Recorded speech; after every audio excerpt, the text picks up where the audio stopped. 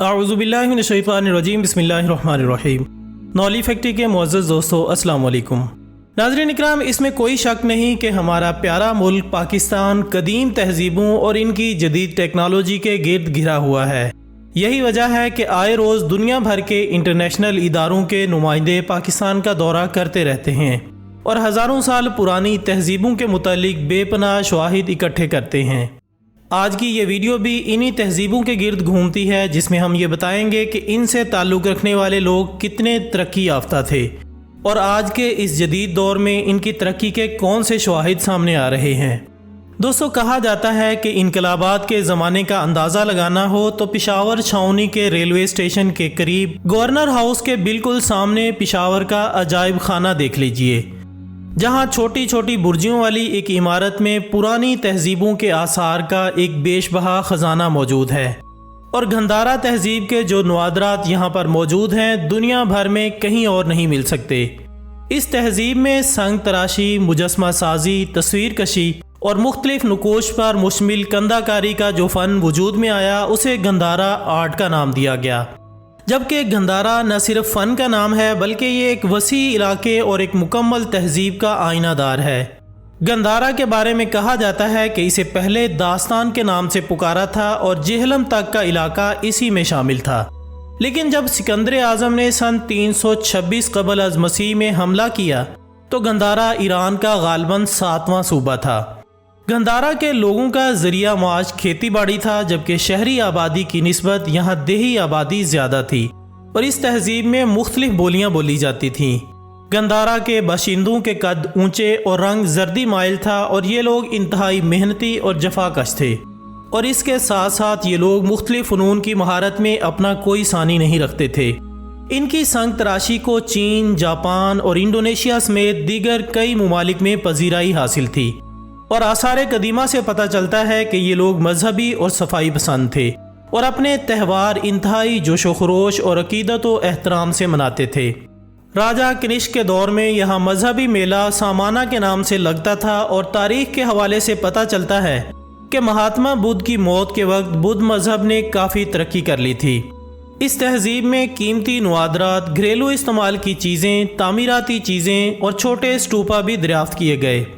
لیکن دوستو، گزشتہ 3-4 مہینوں کی کھدائی کے دوران جو سب سے اہم ترین اور قیمتی چیز سامنے آئی ہے وہ ہے بدھا کا ڈیتھ سین، جسے اس وقت کی زبان میں مہا پری نروانا یعنی موت کا منظر کہا جاتا تھا۔ 14 میٹر طویل اس مجسمے کو پاکستان میں اب تک دریافت ہونے والا سب سے بڑا اور کنجور سٹون میں دنیا کا سب سے بڑا مجسمہ قرار دیا گیا ہے، جبکہ بدھا کے اس سب سے بڑے موت کے منظر میں بدھا کو داہنی کروٹ پر لیٹے ہوئے دکھایا گیا ہے، لیکن بدھا کا یہ مجسمہ مکمل حالت میں موجود نہیں ہے، کیونکہ غیر قانونی کھدائی کے باعث اس کے خد و خال بھی واضح نہیں، مگر ماہرین کے مطابق اب بھی یہ 30 سے 40% اصل حالت میں موجود ہے، جبکہ اسے مکمل طور پر اصل حالت میں لانے کے لیے غیر ملکی ماہرین آثار قدیمہ نے اپنی خدمات پیش کی۔ بدھا کے اس طویل القامت مجسمے سے متصل مشرق کی جانب کچھ اور چھوٹے چھوٹے یادگاری اسٹوپا بھی دریافت ہوئے ہیں، جبکہ ان سے نکلنے والے چھوٹے مجسمے بھی انتہائی اہمیت کے حامل ہیں۔ ناظرین، اسی طرح بلوچستان میں موجود مہر گڑھ کا علاقہ بھی قدیم تہذیب اور ان کی حیرت انگیز ٹیکنالوجی کا منہ بولتا ثبوت ہے۔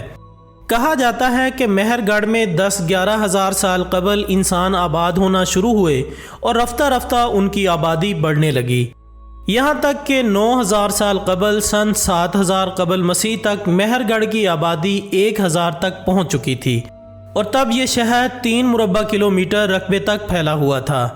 مہر گڑھ 7000 قبل مسیح میں ایک باقاعدہ انسانی بستی بنا اور پھر 2500 قبل مسیح تک آباد رہا، اور پھر ان 4500 برس کے دوران دریائے بولان کا بہاؤ بدلنے کی وجہ سے اسے قریب ہی مختلف جگہوں پر آباد کرنا پڑا۔ ماہرین آثار قدیمہ نے ان 4500 برسوں کو 8 ادوار میں تقسیم کیا ہے، جن میں سے پہلا دور 7000 سے 5500 قبل مسیح تک برقرار رہا۔ واضح رہے کہ مہر گڑھ کو سن 1974 میں فرانسیسی ماہرین آثار قدیمہ نے دریافت کیا تھا، جو کہ اپنی تحریروں میں لکھتے ہیں کہ مہر گڑھ میں شہری عمارتوں کا جامع نظام موجود تھا، اور وہاں آباد انسان سیدھے سادے مکان نہیں بناتے تھے बल्कि इनके घर ज़्यादा पेचीदा डिज़ाइन पर मुश्तमिल हुआ करते थे। इस पहले दौर में अहले मेहरगढ़ ने ज़राअत का आगाज़ किया और वो जनूबी एशिया के पहले किसान थे जिन्होंने गंदम और जौ की फसलें उगाई, जबकि बाज़ औक़ात वो भेड़ बकरियां और गाय भैंस भी पालते थे। पहल उन्होंने कच्ची मिट्टी से मकान बनाए और हर घर में 4-5 कमरे होते थे, जबकि एक कमरा अनाज महफूज करने के लिए मखसूस था। इसके अलावा वो पत्थरों और हड्डियों से आलात बनाते थे। यही वजह है कि माहिरीन आसार कदीमा को खुदाई से बने आलात, मालाएँ, चूड़ियाँ और हार मिले हैं, और ये सभी अशिया पहले दौर से ताल्लुक़ रखती हैं। इसके साथ साथ अहले मेहरगढ़ जानवर भी कुर्बान करते थे और इनमें मुर्दों को दफन करने का भी रिवाज था। वो मिस्री कौम की तरह मुर्दे की कब्र में मुख्तलिफ आम इस्तेमाल की अशिया रखते थे। गोया इनका भी ये एतकाद था कि इंसान मरने के बाद दोबारा ज़िंदा होता है। खुदाई से माहिरीन आसार कदीमा को ख़वातीन की ज़ेबो आराइश से वाबस्ता अशिया भी मिली हैं। माहिरीन को इस इलाके से मज़ीद खुदाई के दौरान एक कब्र से पत्थर की बनी कुल्हाड़ी भी मिली है और बाद अज़ां घरों से मज़ीद कुल्हाड़ियाँ भी बरामद हुईं। गोया अहले इलाका रोज़मर्रा ज़िंदगी में कुल्हाड़ी का इस्तेमाल बकसरत करते थे और यह भी मुमकिन है कि ये एक दिफाई हथियार के तौर पर भी इस्तेमाल होती हो। गोया पत्थर से बनी कुल्हाड़ी को इंसान का पहला मुअस्सर हथियार कहना मुमकिन है। ख्याल किया जाता है कि 5-6 हज़ार साल कबल बलूचिस्तान का मौसम खुश्क होना शुरू हुआ और बारिशें कम होने लगी, जिसके बायस सब्ज़ा भी कम हो गया और फिर रफ्ता रफ्ता आबो हवा और मौसमी तब्दीलियों ने मेहरगढ़ में रहना कठिन बना डाला। इसलिए इस इलाके की सारी आबादी दीगर इलाकों मसलन हड़प्पा और मोंजोदाड़ो की जानिब हिजरत कर गई। दिलचस्प बात यह है कि बाशिंदगान मेहरगढ़ ने जिस तहजीब व सकाफत की बुनियाद रखी, इसके आसार आज भी इलाके में दिखाई देते हैं। मसलन इसके करीब ही सिब्बी और ढाडर के इलाके वाक़े हैं और इन इलाकों में खाना बदोश कबाइल अब भी बसते हैं। ये खाना बदोश मवेशी पालते हैं और खेती बाड़ी करते हैं। इसके अलावा इलाकाई फ़नकार मेहरगढ़ भी बनने वाले ज़रूफ़ की तरह बर्तन बनाते हैं, जिनकी आराइश व ज़िबाइश इसी अंदाज में की जाती है। गोया कई हज़ार बरस गुजर चुके हैं, लेकिन इलाके के जदीद बाशिंदों ने अपनी कदीम तारीख से राब्ता बरकरार रखा है। साइंस और टेक्नोलॉजी के मशहूर रिसाले नेचर में 22 अप्रैल सन 2006 को एक हैरत अंगेज़ रिपोर्ट पब्लिश हुई, जिसमें ये इंकिशाफ हुआ कि मेहरगढ़ के बासी दुनिया के अव्वलीन दंदान साज भी थे, क्योंकि माहिरीन को मेहरगढ़ के कब्रिस्तान से ऐसी खोपड़ियाँ मिली हैं जिनके दांत मुख्तलिफ आलात व औज़ारों से तराशे गए थे।